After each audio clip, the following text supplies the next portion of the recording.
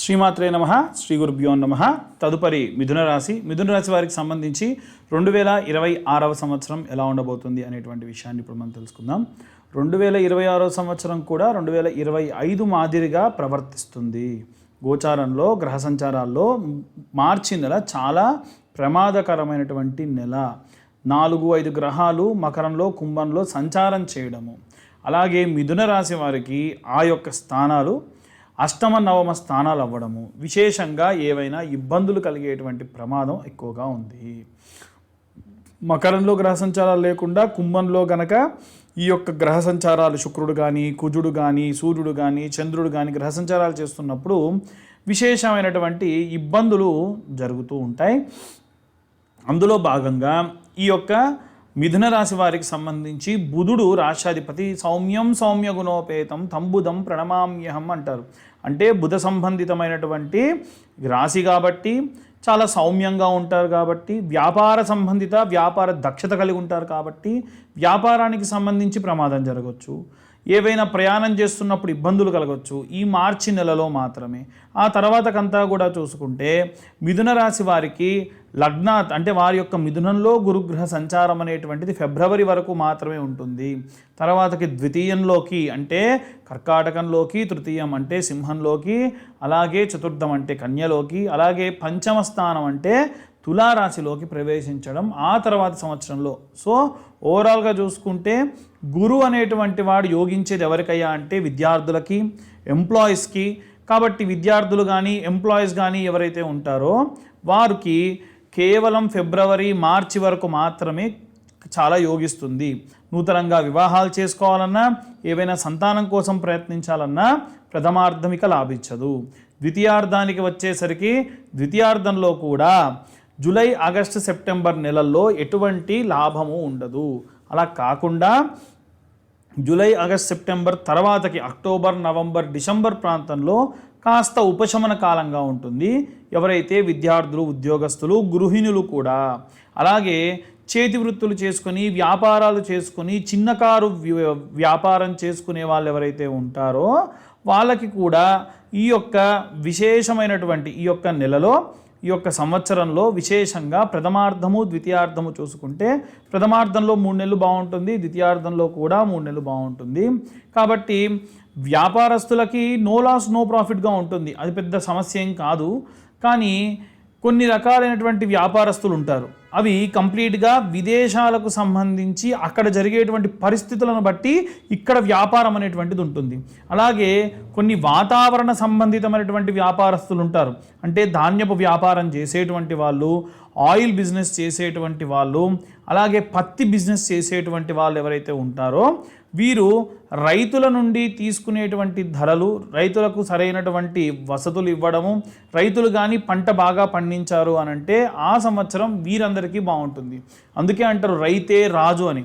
ఈ రైతులు కనుక పంట సరిగ్గా పండించకపోయినా, ఏవైనా ఇబ్బందులు పడ్డా ఖచ్చితంగా ఆ ప్రభావము అవి అమ్మేటువంటి వ్యాపారస్తుల మీద చాలా మెండుగా పడుతుంది. సో ఇక్కడ విన్ సిచ్యువేషన్ అని అంటారు, అంటే నువ్వు గెలువు నన్ను గెలిపించు అనేటువంటి సిచ్యువేషన్. సో వీలైనంత వరకు ఎవరైనా సరే అంటే కొంచెం తెలియక, వాళ్ళు ప్రాపర్ ఎడ్యుకేట్ లేక పక్కన వాడు ఒక పంట వేస్తున్నాడు నేనదే వేస్తా అంటే ఎవరైనా తెలిసిన వ్యాపారస్తులు ఉంటే అలా కాదురా బాబు, వారికి పురుగు వస్తే నీకు వచ్చింది, కాబట్టి నీకు ఒక ఎకరం ఉంటే 4 భాగాలు చెయ్యి. ఒక భాగం అనేటువంటిది కనుక నీకు పంట ఇబ్బంది అయినా మిగిలిన 3 భాగాలలో ఇబ్బంది లేకుండా లాభపడతావు. ఈ విధంగా మనము పంటని వాళ్ళతో పండించడము, దానికి సహాయం చేయడం చేస్తే ఖచ్చితంగా ఆ పరమైన వ్యాపారాలు చేసే వాళ్ళు కూడా అద్భుతంగా ఉంటారు. అలాగే ఎవరైతే వివాహం కోసం ఎదురు చూస్తూ ఉన్నారో ఈ సంవత్సరంలో ఈ యొక్క రాశి వారికి సంబంధించి, మళ్ళీ నేను చెప్పేది వాళ్ళ పర్సనల్ జాతకంలో ఉన్న గ్రహ సంచారాలు వేరు, గోచారంలో మాత్రము చాలా బాగా ఉంది. ముఖ్యంగా శ్రావణ మాసంలో, అలాగే ఆశ్వీజ మాసంలో, అలాగే ఈ యొక్క కార్తీక మాసానికి వచ్చేసరికి విశేషమైనటువంటి మంచి సంబంధాలు కుదరడము, తర్వాతకి వివాహం కూడా చేసుకునేదానికి యోగ్యంగా ఉంది. అయితే మరి గురు తిరోగమనంలో మిథునంలో ఉన్నంతకాలం ఓకే, తర్వాతకి 2వ స్థానం మంచిది కాదు, 3వ స్థానం మంచిది కాదు, 4వ స్థానం మంచిది కాదు, 5వ స్థానం మంచిదండి. మరి మిథున రాశి వారికి 5వ స్థానం అంటే ఈ సంవత్సరం అంతా అసలు పంచమ స్థానంలోకి గురుగ్రహ సంచారం అనేటువంటిది లేదు కదా అని అంటూ ఉంటారు. కరెక్టే, కానీ వీరికి సంబంధించి ఏవైనా ప్రయత్నాలు ద్వితీయంలో ఉన్నప్పుడే ప్రారంభించేయండి. మనము తిరుపతికి వెళ్తున్నాం అనుకోండి, ఆ మంచి సమయం చూసి బయలుదేరాలి. రాహుకాలం ఎప్పుడుంది అనేది చూసి రాహుకాలం రాకముందే మనం బయలుదేరుతాం. మార్గమధ్యంలోకి వెళ్ళిన తర్వాతకి రాహుకాలం వస్తే ఆగుతారా? ఒకవేళ మార్గమధ్యంలో యమగండం వస్తే ఆగుతారా? వర్జం వస్తే ఆగుతారా? లేదు కదా. ప్రయాణించేటప్పుడు మాత్రమే. కాబట్టే ఈ ఎవరికైతే వివాహం కోసం ఎదురు చూస్తూ ఉన్నారో పిల్లలు, ఆడపిల్లలు కానీ మగపిల్లలు కానీ, ఫిబ్రవరి నెల ఆఖరులోపే వీలైనంత వరకు ఒక తెల్లటి కర్చీఫ్ని పసుపు నీళ్ళలో ముంచి పిండి పరిచి దాంట్లో 11 పిరికెళ్ళ బియ్యం పోసి 11 రూపాయల నాణెములు వేసి, ఏ నాణెములైనా 11 నాణెములు వేసి, పసుపు కుంకుమ వేసి ముడుపుగా గణపతికి కట్టి ఇప్పటి నుంచి మేము ప్రారంభిస్తాము, ప్రయత్నం చేస్తాము, ఖచ్చితంగా గట్టిగా ప్రయత్నిస్తాము, మధ్యలో గురుబలం లోపించిన ఈ పిల్లవాడికి ఈ పాపకి వివాహం జరగాలి అని సంతానం పెట్టుకోండి. వివాహమైన తర్వాతకి వాళ్ళ యొక్క వివాహ దుస్తులతో మీకు ఏ దేవుడికైతే మొక్కారో ఆ పుణ్యక్షేత్రానికి వెళ్ళి ఆ హుండీలో వేసేయండి, సరిపోతుంది. ఇలా చేయడం వల్ల వివాహం జరుగుతుంది. కాబట్టి అలా కాదండి మేము ఇలాంటివి ఏం పట్టించుకోమండి, మార్చి ఏప్రిల్ మే ఎప్పుడంటే అప్పుడు చూసేస్తాం, మేము మొన్న జరిగిన 3 నెలల్లో కూడా మేము వివాహ సంబంధాలు చూసాము, పెళ్లి చూపులు కూడా చూసామని అంటే గురు శుక్ర మౌఢ్యములు ఎట్టి పరిస్థితుల్లో వివాహాన్ని యోగించదు. అలా కుదిరిన సంబంధాలు డైవర్స్లు కూడా అవుతాయి. కాబట్టి మంచి కోరే చెబుతున్నాం కాబట్టి వింటే మంచిది. ఇక ఎవరైతే సరే వివాహం గురించి చెప్పారు, బాగానే ఉంది. వివాహమైన తర్వాత విషయం ఏంటి అని అంటే, వివాహం తర్వాతకి భార్యాభర్తలు విశేషమైనటువంటి గొడవలు చికాకులతోని కొట్టుకొని డైవర్సుల దాకా వెళ్తూ ఉన్నారు. ఎట్టి పరిస్థితులలో గ్రహస్థితుల్లో భాగంగా సప్తమంలో గనక శుక్రగ్రహ సంచారం ఉంటే, ఆ సప్తమంలో ఉన్న గురుడు గనక నీచపట్టి ఉంటే ఖచ్చితంగా డైవర్స్ అవుతుంది. అలా కాకుండా శుక్రుడు ఎక్కడెక్కడ లాభిస్తాడో జాతకంలో చూసుకొని అలా ఉంటే ఓకే. లేదంటే కుంభ వివాహము, అర్క వివాహము చేసుకొని లేదా కదలి వివాహం చేసుకున్న తర్వాతకే వివాహానికి వెళ్తే మంచిది. అలా లేని వాళ్ళు శుక్రగ్రహానికి సంబంధించి సంపూర్ణమైనటువంటి సంఖ్య జపం చేయించడము, హోమం చేయించడం వలన ఈ డైవర్స్లు గొడవలు కాకుండా ఉంటాయి.